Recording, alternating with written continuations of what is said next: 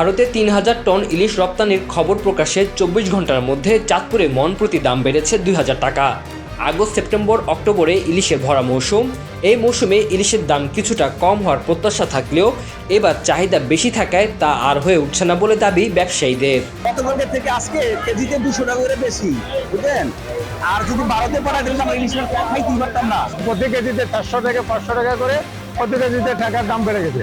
আমরা তো এখানে যেভাবে আসছিলাম মাছ কেনার জন্য, এভাবে এখানে তো এইসব মাছ কিনতে পারতেছি না। চাঁদপুর মৎস্য অবতরণ কেন্দ্রে গিয়ে দেখা যায় সেখানে 1 কেজি ওজনের ইলিশ বিক্রি হচ্ছে 1,800 টাকা থেকে 1,850 টাকা, আর 1 কেজি ওপরে ওজনের ইলিশ 2,000 টাকায় বিক্রি হয়েছে। 1 কেজির নিচের মাছ 1,500 থেকে 1,600 টাকা দরে বিক্রি হতে দেখা গেছে। আর এতে করে ভারতের ইলিশ রপ্তানির খবরের পর কেজি প্রতি 50 থেকে 100 টাকা বেড়েছে। ভারতে মাছ পাঠানোর সিদ্ধান্তে মনে করেন মাছ বাড়ছে, মনকে মনে করেন 800 টাকা করে বাড়ছে।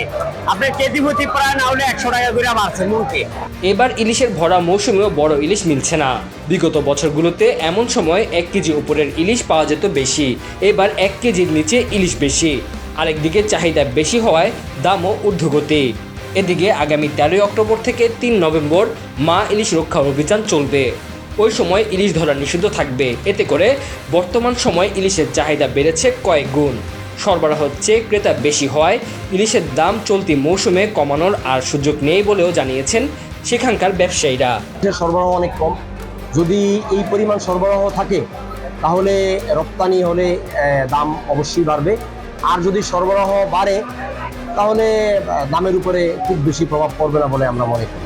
জেলা মৎস্য বিভাগের এক পরিসংখ্যানে দেখা গেছে গত বছর জুলাই আগস্টে ৩,৩০৩ মেট্রিক টন ইলিশ ধরা হয়েছে, যা এবার এই 2 মাসে ৩,২০৩ মেট্রিক টন ইলিশ মিলেছে।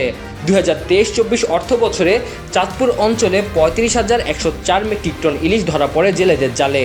তবে এমন পরিসংখ্যান মানতে নারাজ ব্যবসায়ী ও জেলেরা। এদিকে ইলিশ রপ্তানির বিরুদ্ধে অবস্থান নেওয়াদের ইমোশনাল বলছেন অর্থ ও বাণিজ্য উপদেষ্টা ডক্টর সালেউদ্দিন আহমেদ। রোববার সচিবালয়ে সাংবাদিকদের এক প্রশ্নের জবাবে তিনি একথা বলেন। তিনি বলেন, 5,30,000 মেট্রিক টন ইলিশ হয়। এটা একদিনেরও একটা চাঁদপুর ঘাটের একদিনেরও হয়। এটা আমি মনে করি এটা ডিসিশন হয়েছে, এটা গ্রেটার ইন্টারেস্টে। হ্যাঁ, কিছু লোকের অসুবিধা হতে পারে, বাট আমি মনে করি না এটা একটা বিরাট একটা কিছু ক্ষতিকারক। আমার মতে আরও লং রানে আপনার জন্য একটা পজিটিভ ইস্যু হচ্ছে। বাণিজ্যিক দিক তো সুবিধা আছে, এক্সপোর্ট ফন্ড পাবো আমরা কিছু। উল্লেখ্য যে শনিবার আসন্ন দুর্গাপূজা উপলক্ষে ভারতে ৩,৯৫০ মেট্রিক টন ইলিশ রপ্তানির অনুমোদন দিয়েছে সরকার। এই খবর প্রকাশের পর থেকে দেশের সকল পাইকারি ও খুচরা বাজারে বেড়েছে ইলিশের দাম। Tanzil Hasnat, MCTV, US।